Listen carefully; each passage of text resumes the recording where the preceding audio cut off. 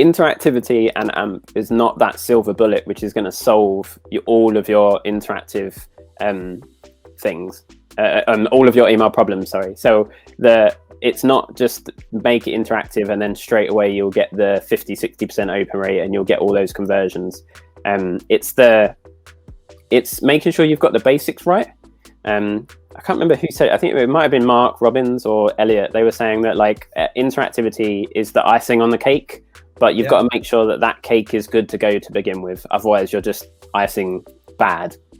So, I mean, if you think about like if you've got personalization down and you're personalizing your emails and everyone's getting the emails at the correct time, if you're segmenting your base to make sure that you're sending emails to the correct person at the right time and you've got their details correct, your list is clean, so you're not sending emails to loads of junk spam email addresses. You're not, all of your emails are accessible so that as much of your audience can interact or use your emails already. You're sending out regular communications and the content that you've got in those communications are interesting and engaging and people want to look at your emails already.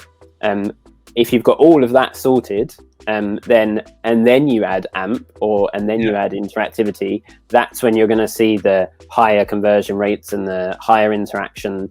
But if you are sending to just the old way of sending, or batch and blast, where you just send one email, the same email to the whole of your list, like thousands and thousands of people, you're sending a blanket email to them all.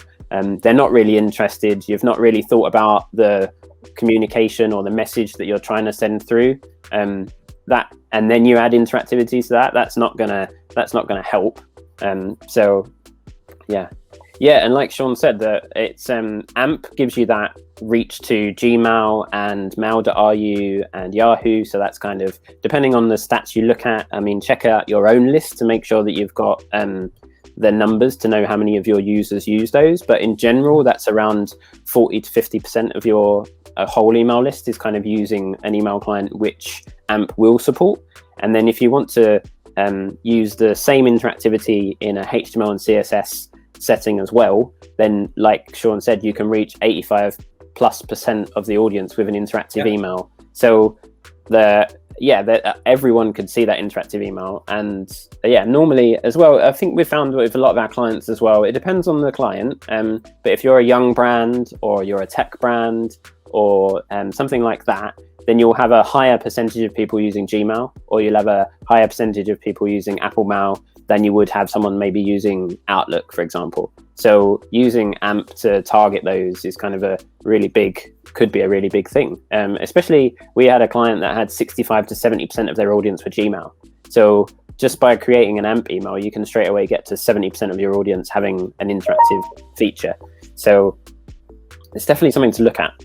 But yeah, like you said, it's making sure that your foundations of your email is all good and then adding interactivity.